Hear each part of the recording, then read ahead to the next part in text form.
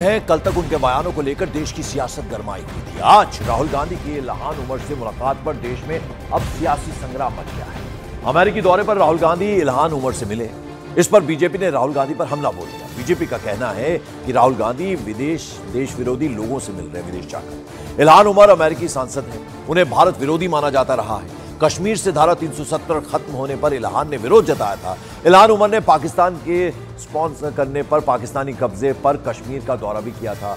Ilhan ने Canada में निज्जर की हत्या में भारत पर सवाल उठाए थे। सीए और एनआरसी के खिलाफ अमेरिका में बाकायदा एजेंडा भी चलाया था। तो मुलाकात हुई है राहुल गांधी की। अब ऐसे में जबरदस्त विरोध हो रहा है। तो आपको बता दें, भारत विरोधी सांसद हैं, उनसे मुलाकात हुई है राहुल गांधी की, तो इसको लेकर अब जबरदस्त विरोध हो रहा है। आपको बता दें, भारत विरोधी माना जाता है इल्हान उमर को। कश्मीर से धारा 370 खत्म होने पर इल्हान ने विरोध जताया था। इल्हान उमर ने पाकिस्तान के स्पॉन्सर करने पर पाकिस्तानी कब्जे पर कश्मीर का दौरा भी किया था। इल्हान ने कनाडा में निज्जर की हत्या में भारत पर सवाल उठाए थे। सीए और एनआरसी के खिलाफ बाकायदा अमेरिका में एजेंडा भी चलाया गया था।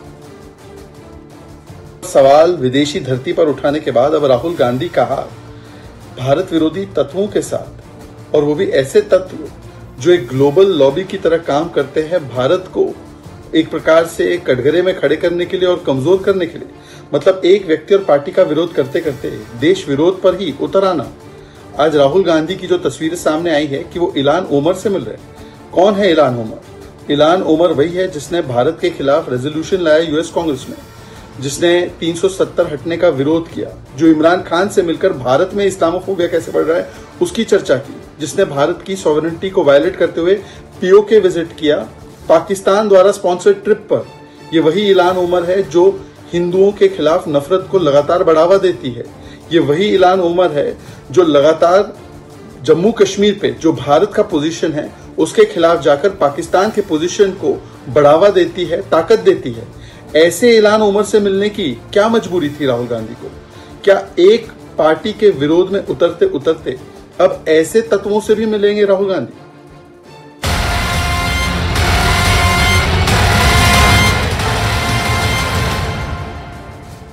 अमेरिका में राहुल गांधी ने आरक्षण को लेकर बयान दिया था। अब उन्होंने इस पर अपनी सफाई दी है। राहुल गांधी ने कहा कि वो आरक्षण के खिलाफ नहीं है, आरक्षण की सीमा 50% से आगे ले जाने के पक्षधर है। राहुल गांधी ने यह भी कहा कि मेरे बयान को गलत तरीके से पेश किया गया। आपको जरा सुनाते हैं कि राहुल गांधी ने आरक्षण पर क्या कहा था। We will think of scrapping reservations when India is a fair place, and India is not a fair place. Now that creates a problem, because there are many people who come from the upper caste, right, who say, look, what have we done wrong, right? Why are we being punished? And so then you think about increasing dramatically the supply of some of these things. You think about decentralizing power. You think about involving many more people in the governance of our country. No, I don't think we see it as anything to do with the BJP's policy. The Congress party has always, right from even before independence, we've always fought for the idea that India should be a fair country. The idea that all India's citizens should be treated the same way. And so we feel very strongly that there is a very, very deep problem of participation, and we're going to address that problem. I don't see it as a mandal versus kamandal issue, and what we're saying is different than the idea of only reservations. What we're saying is we want a comprehensive understanding first of what's going on, and then we're going to apply a series of policies to correct it, reservation being one of them. Right. We also said that we're going to, somebody misquoted me yesterday saying that I'm against reservations. I've been saying again and again and again, we're going to increase reservations beyond 50%, and I'm not against reservations. तो राहुल गांधी के आरक्षण वाले बयान पर शुरू हुआ विवाद अब थम नहीं रहा है। राहुल गांधी ने सफाई तो दी, लेकिन अब बीएसपी सुप्रीमो मायावती ने राहुल गांधी पर बहुत बड़ा हमला बोल दिया। मायावती ने सोशल मीडिया पर लिखा कि राहुल गांधी की सफाई आरक्षण के विरोध नहीं है, गुमराह करने वाली गलत बयानी है। 10 साल तक कांग्रेस सरकार में रही, लेकिन SC/ST के प्रमोशन में आरक्षण बिल को पास नहीं होने दिया गया। आरक्षण की सीमा को 50% से बढ़ाने की बात छल है।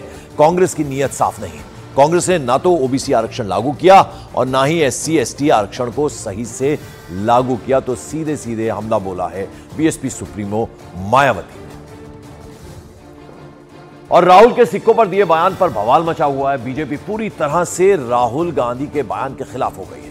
राहुल गांधी ने अमेरिका के वॉशिंगटन DC में एक कार्यक्रम में कहा था कि एक सिख होने के नाते क्या उन्हें भारत में अपनी पगड़ी और कड़ा पहनने की अनुमति, इजाजत मिलेगी। अब राहुल गांधी के बयान का खालिस्तानी संगठन SFJ यानी सिख फॉर जस्टिस ने सपोर्ट कर दिया है। SFJ ने यह भी कहा कि यह भी दावा किया कि राहुल गांधी के कार्यक्रम में कई खालिस्तानी सपोर्टर्स मौजूद थे, तो यह बड़ा दावा कर दिया है।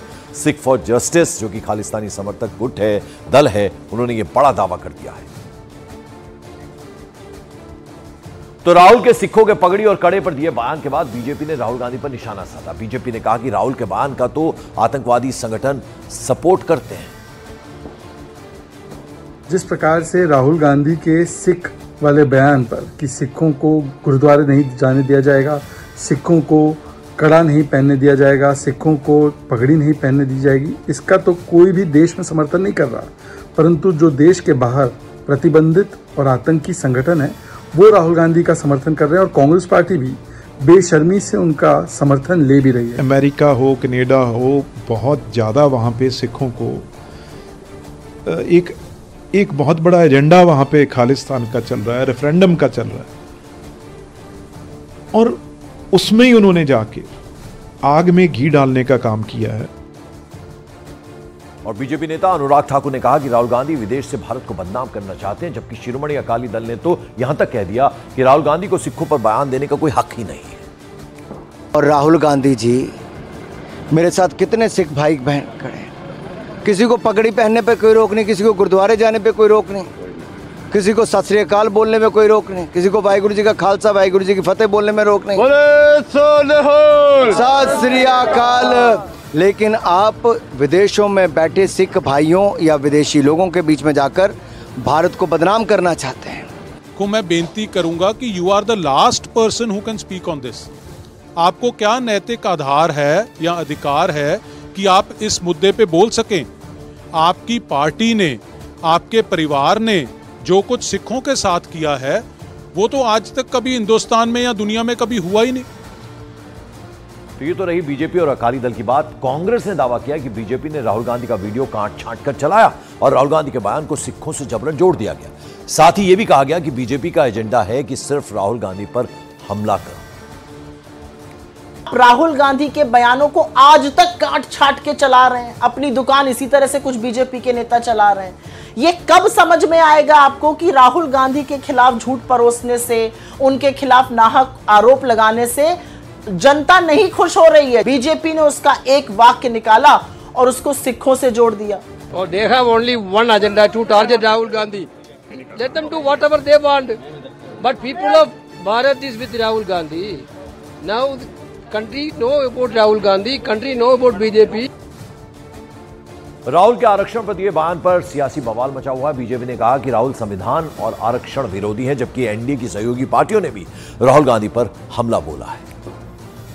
अगर कांग्रेस पार्टी ने आरक्षण को जरा भी छेड़ने की कोशिश की, समाप्त करने की कोशिश की, तो भारतीय जनता पार्टी इसका पूरा विरोध करेगी।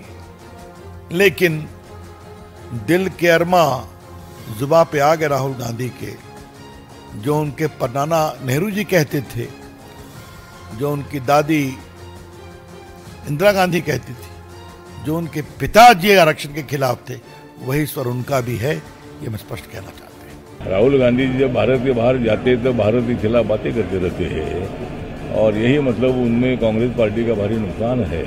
और वो मतलब वहाँ जाकर आरक्षण की बात करने की आवश्यकता नहीं है, और आरक्षण खत्म करने का विषय कोई नहीं है। और राहुल गांधी ने लोकसभा चुनाव को लेकर चुनाव आयोग पर भी सवाल खड़े किए थे। उनके बयान पर बीजेपी ने निशाना साधा। बीजेपी ने राहुल गांधी पर देश को कमजोर करने का आरोप लगाया, जबकि जेडीयू ने राहुल गांधी की देशभक्ति पर ही सवाल खड़े कर दिए। देश में कोई गंभीरता से नहीं लेता है वो लोग विदेश में जाकर के भारत की अस्मिता, भारत की सभ्यता, संस्कृति, धर्म, आध्यात्म, एकता, अखंडता, भाईचारा को कमज़ोर करने वाले बयान देते हैं।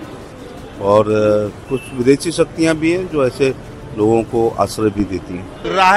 राहुल गांधी जी कहीं से आपको दिखते हैं कि उनमें कहीं से देशभक्ति है? राहुल गांधी जी में कोई देशभक्ति नहीं है। राहुल गांधी जी विदेश जाते हैं, बिहार केंद्र की सरकार की आलोचना करते हैं, यहाँ आते हैं, उनका अपना एजेंडा है। तो बोलते हैं क्या, कहीं से शुरू करेंगे, कहीं अंत करेंगे। और पूर्व कांग्रेस नेता प्रमोद कृष्णम ने भी राहुल गांधी के चुनाव पर दिए बयान पर निशाना साधा। प्रमोद कृष्णम ने कहा कि अगर चुनाव निष्पक्ष नहीं हुए तो राहुल गांधी को वायनाड और रायबरेली से इस्तीफा दे देना चाहिए। राहुल गांधी जी ने अमेरिका में कहा है कि लोकसभा का चुनाव निष्पक्ष नहीं था। इसका मतलब है कि चुनाव में बेईमानी हुई, तो उन्होंने एक तो भारत की तौहीन की है। चुनाव आयोग को उनको नोटिस देना चाहिए, उनके चुनाव लड़ने पर पाबंदी लगाई जानी चाहिए। और दूसरा, मैं अखिलेश यादव जी से पूछना चाहता हूँ कि क्या जो रिजल्ट आया है वो बेईमानी का रिजल्ट है? चुनाव निष्पक्ष नहीं था तो फिर राहुल गांधी जी को रायबरेली से और वायनाड दोनों से इस्तीफा दे देना चाहिए। अमेरिका में राहुल गांधी ने आरक्षण को लेकर बयान दिया था। अब उन्होंने इस पर अपनी सफाई दी। उन्होंने कहा कि वो आरक्षण के खिलाफ नहीं है, आरक्षण की सीमा 50% से आगे ले जाने के पक्षधर है। उन्होंने ये भी कहा कि मेरे बयान को गलत तरीके से पेश किया गया है। ये अपनी सफाई में राहुल गांधी ने कहा है।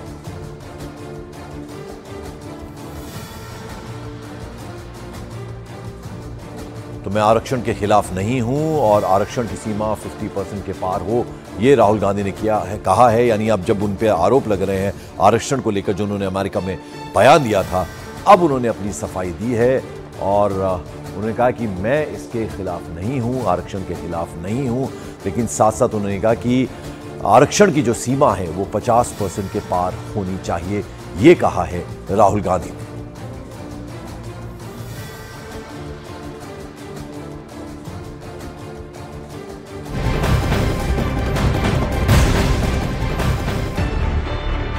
न्यूज़ 18 इंडिया चौपाल, एक ऐसा मंच जहां जब जब बात निकलेगी तो सिर्फ दूर तक नहीं बल्कि दुनिया के कोने कोने में जाएगी, क्योंकि इस बार बात होगी भारत के वैश्विक महाशक्ति बनने के लक्ष्य पर।